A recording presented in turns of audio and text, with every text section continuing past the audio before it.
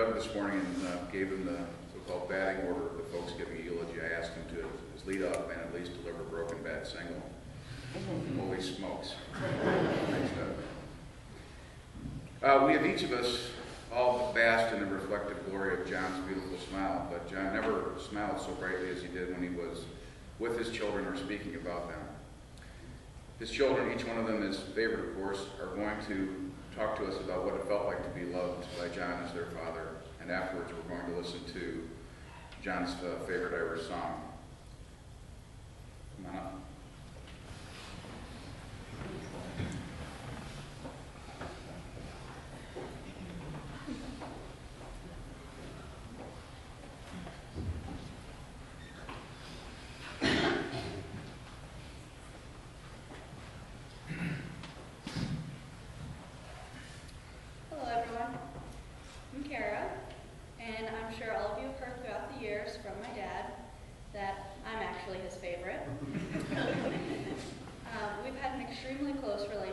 Throughout my entire life, and that's why I'm referred to as the daddy's girl.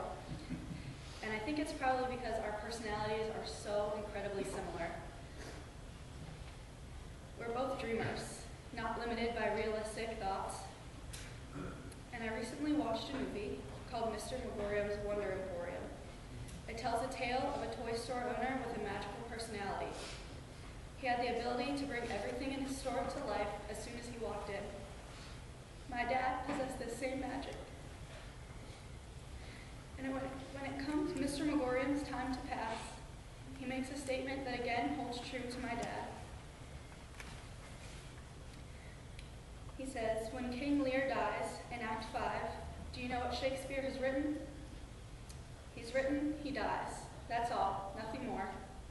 No fanfare, no metaphor, no brilliant final words. The culmination of the most influential work of dramatic literature is, he dies. It takes Shakespeare's genius to write, he dies. And yet every time I read those two words, I am overcome with dysphoria. And I know it's only natural to be sad, but not because of the words, he dies, but because of the life we saw prior to the words. I've lived all 5 of my acts, and I'm not asking you to be happy that I must go. I'm only asking that you turn the page, continue reading, and let the next story begin.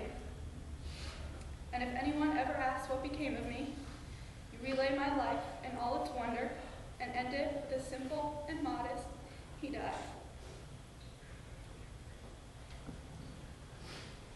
My dad lived a beautiful life filled with amazing journeys, and he would want to be remembered for his life well lived, his shining personality, his extremely corny jokes, and his always full martini glass.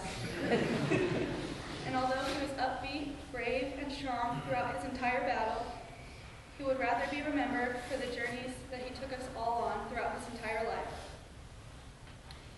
So be sad for a little while, but not for long, and don't be afraid to start your new journey or let your next story begin without him.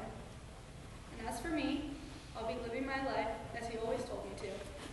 Every day, in every way, I'm getting better and better. Thank you, Daddy. I love you, and I'll always be your little girl.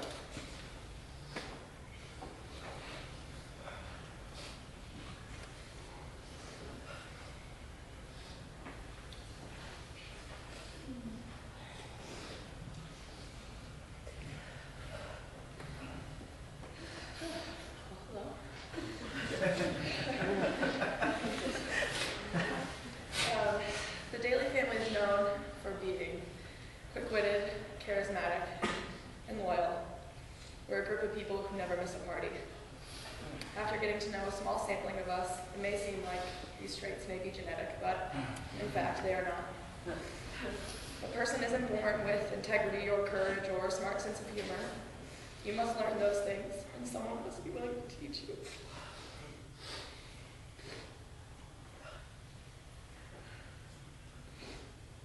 How lucky we are that our dad was more than willing to teach us, but he was eager to do so. If there was ever a moment when a life lesson could be learned or a story could be told, he never let the opportunity go unanswered. But I think my dad raised us the only way he knew how. And that was not to tell us how to be, but to show us. We learned how to be team players because he was our coach.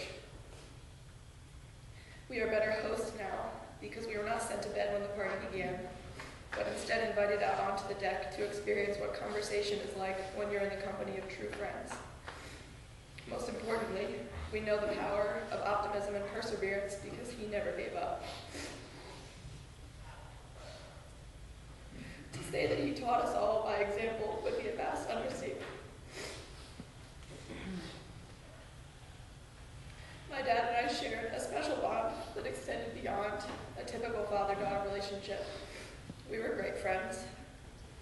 We enjoyed many summer days at the beach and even more frigid cold days in football stadiums rooting for his favorite team.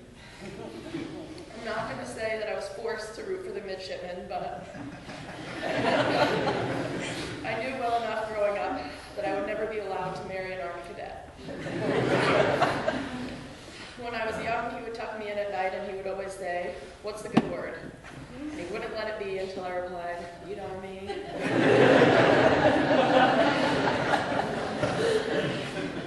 My dad's spirit has become my own over the years, so it doesn't end here. In fact, it lives on in all three of us, but I think we'll need your help in doing it justice.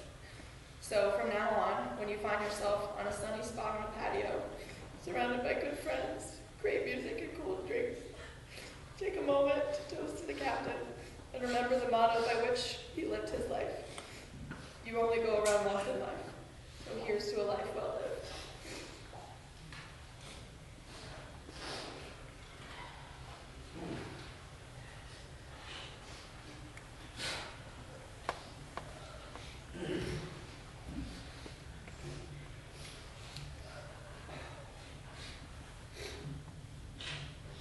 The most important book I ever read was written about 30 years ago, and it's called Gödel, Escher, Bach, and it talks about the relationship between computer science, music, art, writing, and several different art forms as an attempt to explain what consciousness is and why we think the way we do. And the author describes consciousness as this object in 3 dimensions that looks different when viewed from each individual axis. And I think that's what my dad is. Everybody sees one axis of what he was. But I don't think any man has the full measure of what he is. For my part, it was helicopters and baseball. That was the dad I grew up knowing until I was 14. And when I was 14, I went away. And, I wanted to go to the Naval Academy, so he knew when I went away when I was 14 that for at least 13 years, I was going to be gone.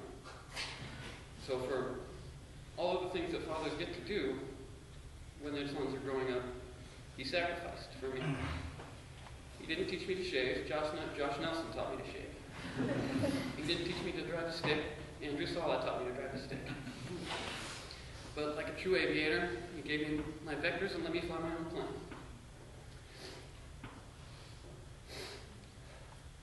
He never pushed me to be one thing or another.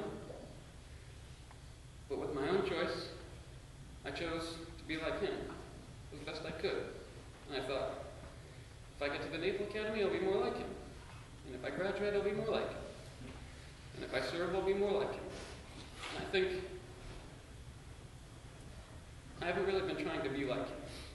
I think I've been trying to see the other axes of him that I haven't been able to see.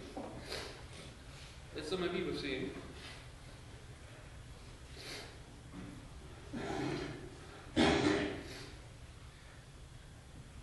And so now when I get up and I put on the funny clothes that I remember him wearing every morning,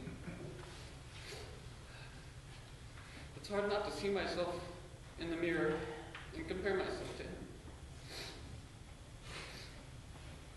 And I'm sure his fellow aviators will tell you his career was not trivial. It was something to be respected and admired and appreciated. So it's difficult for me every day to get up and try to be like him still. but I will.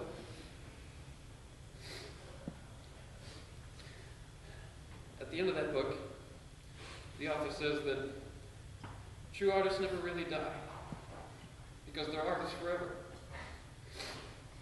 And that's how I feel about my dad.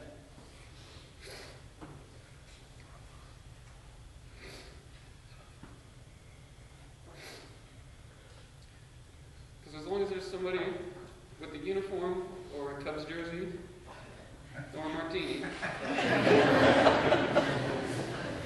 Dad will be there.